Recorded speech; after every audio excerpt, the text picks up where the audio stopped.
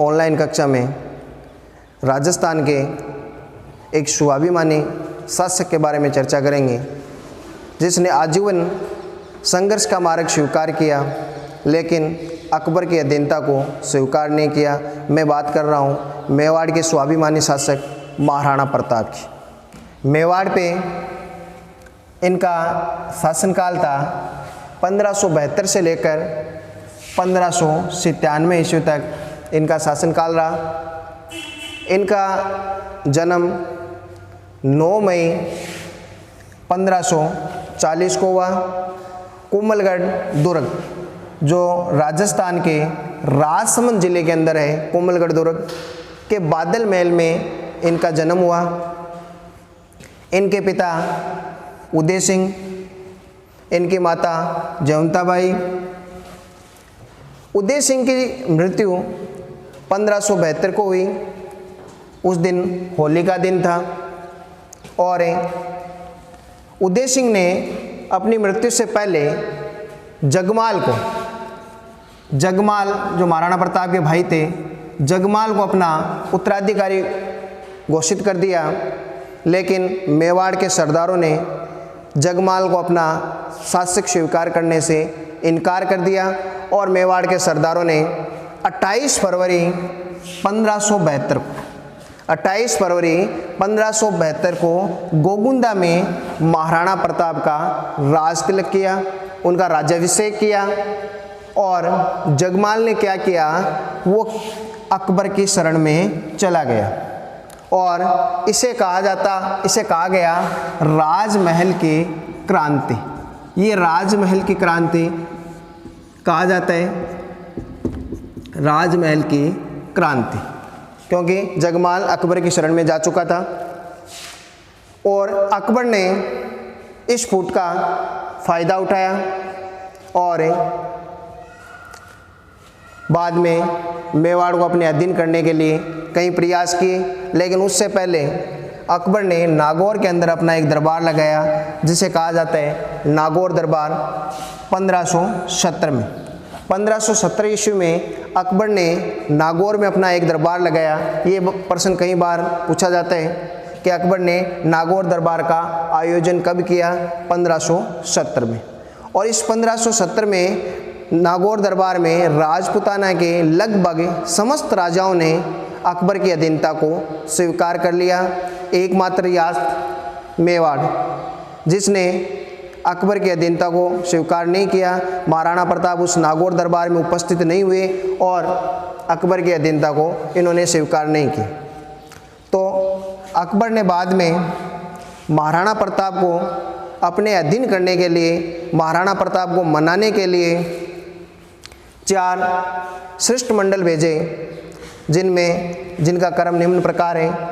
सर्वप्रथम इन्होंने भेजा जलाल खां को और उसके बाद मान सिंह को भेजा गया। मान सिंह के बारे में ऐसा कहा जाता है कि जब ये महाराणा प्रताप को मनाने के लिए मेवाड़ पहुँचे तो वहाँ खाने की व्यवस्था की गई, खाना लगाया गया। शाम का समय था, लेकिन हमारी जो संस्कृति है उसके अनुरूप हमारे घर में अतिथि आते हैं तो उनकी सेवा भाव हमारे घर का जो मुखिया होता है उनके अधीन होती है। लेकिन उस खाने पे महाराणा प्रताप न आकर महाराणा प्रताप के पुत्र आए अमर सिंह। तो अमर सिंह जब आए तो मान सिंह इस बात को समझ गए कि महाराणा प्रताप हमसे नाराज़ है। नाराज़गी का कारण क्या था, 1572 में आमेर का शासक भारमल ने अपनी पुत्री का विवाह अकबर के साथ संपन्न कर दिया और इस विवाह से ये मुगल राजपूत जो वैवाहिक संबंध स्थापित हुए थे उससे महाराणा प्रताप नाराज़ थे। लेकिन मान सिंह ने खाना नहीं खाया और वहाँ से रवाना हुए और रवाना होते समय अमर सिंह को कहा कि इस बात का उत्तर मैं आपको जल्द दूंगा, जल्द मैं युद्ध के मैदान में मिलूंगा। लेकिन और अमर सिंह भी युवा थे, इन्होंने भी मान सिंह को प्रत्युत्तर दिया कि आप जब युद्ध क्षेत्र में आओ तो अपने फूंपे को भी साथ लेकर आना। फूंपा कौन? अकबर।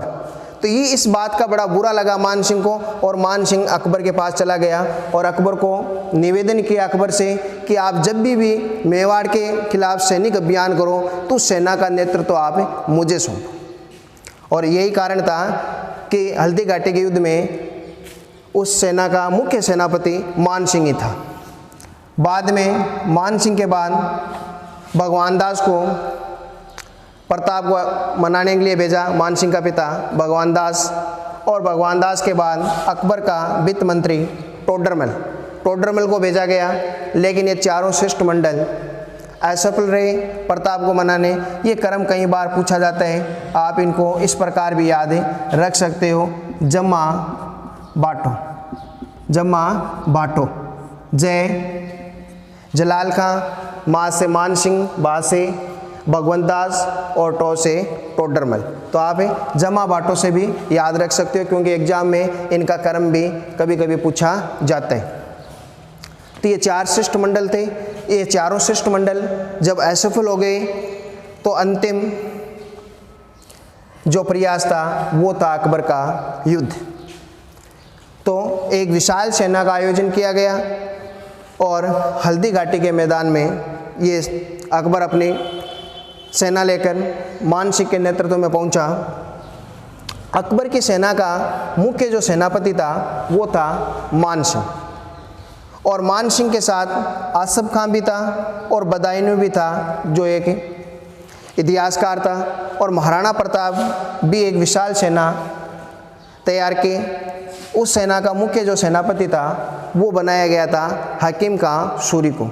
इतिहास में ऐसा कभी नहीं हुआ इससे पहले, ये पहला मोड़ था इतिहास का कि एक मुस्लिम सेना का एक सेनापति हिंदू था और एक हिंदू सेना का सेनापति एक मुस्लिम था। इतिहास में इससे पहले ऐसी घटना कभी घटित नहीं हुई।